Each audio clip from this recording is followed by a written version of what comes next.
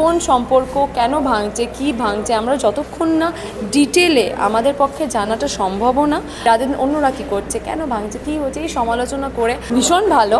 মানে একটা অটোমেটিক একটা না বলা একটা কমফর্ট জোন তো থাকেই। প্লাস শুধু নীল না, আই থিঙ্ক সৌরভ, জয়ী, রিঙ্গোদা, ভেন্দ্রিলা, পুরো টিমটার সাথে এটা আমার অলমোস্ট সেকেন্ড কাজ। সৌরভের সাথে ফার্স্ট কাজ হলো আমার অনেক পুরনো বন্ধু, তো বন্ধুদের সাথে কাজ করার একটা আলাদা আনন্দ, খুশি, কমফোর্টেবল সবসময় থেকে যায়। প্রথমবার দেখছি এত অ্যাট্রাকটিভ একটা বসি লেডি ব্যাপার, সেটা নিজের করতে মানে পোর্ট্রে করতে কতটা ভালো লাগে?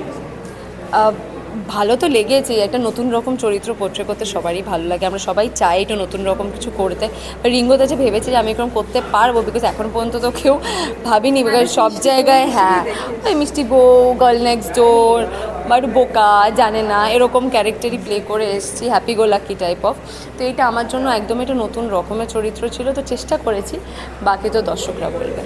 এর আগে পিলকুঞ্জে মোবাইলের কাজ দেখা গেছে, আবারও মোবাইল দিয়েই সেই কাজটা হলো, কীরকম মানে আলাদা করে আমার এক্সপিরিয়েন্স কীরকম হলো?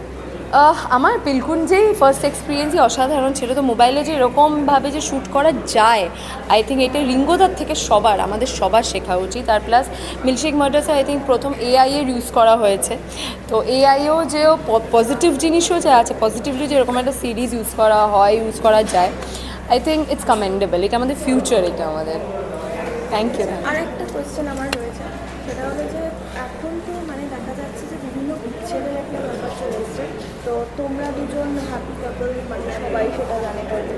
তো সেক্ষেত্রে একটা সম্পর্ককে মানে বেঁধে রাখার জন্য বা একটা সম্পর্কে থাকার জন্য কোনটা বেশি ইম্পর্টেন্ট বলে তোমার মনে হয়? এটা খুব ভুল প্রশ্ন হবে এটা জেনারেলাইজ করা, কারণ প্রত্যেকটা সম্পর্কর একটা আলাদা আলাদা একটা মানে কিছু ক্রাইটেরিয়া থাকে, কিছু মানে সব মানুষ আলাদা হয়, মানে প্রত্যেকটা সম্পর্ক আলাদা।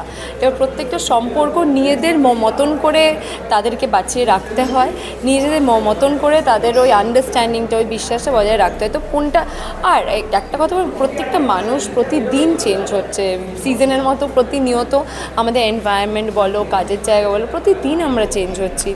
তো ইমোশনাল একটা টার্ময়েল চড়ে, মেন্টালিটি চেঞ্জ হচ্ছে।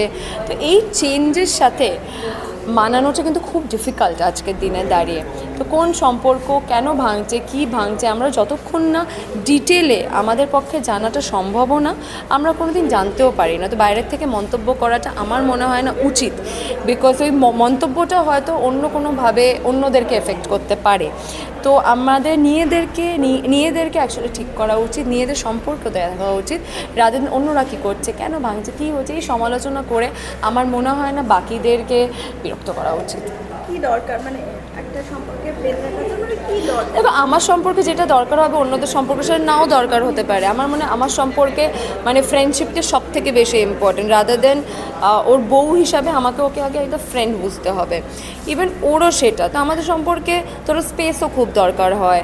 যেমন আমরা একজন ইন্ডিভিজুয়াল দুজনকে খুব রেসপেক্ট করি, যে আমি জানি যে আমি একটা ইন্ডিভিজুয়াল, ও একটা ইন্ডিভিজুয়াল, আর আমরা ইন্ডিভিজুয়ালি আমরা একসাথে থাকতে চাই বলে একসাথে সাথে আছি। তো কোনো বার্ডেন নেই বা কোনো বাধ্যতামূলক না থাকতেই হবে। সো জোর করে কোনো জিনিস আমার মনে হয় না হয় বা হওয়া উচিত, বিকজ জোর করে হওয়াটা মন থেকে হয় না। জোর করে যেটাই তোমাকে দেবে করতে বলবে, তুমি যখন সে মন থেকে করবে না, তুমি অন্য কিছুর দিকে তোমার মন থাকবে।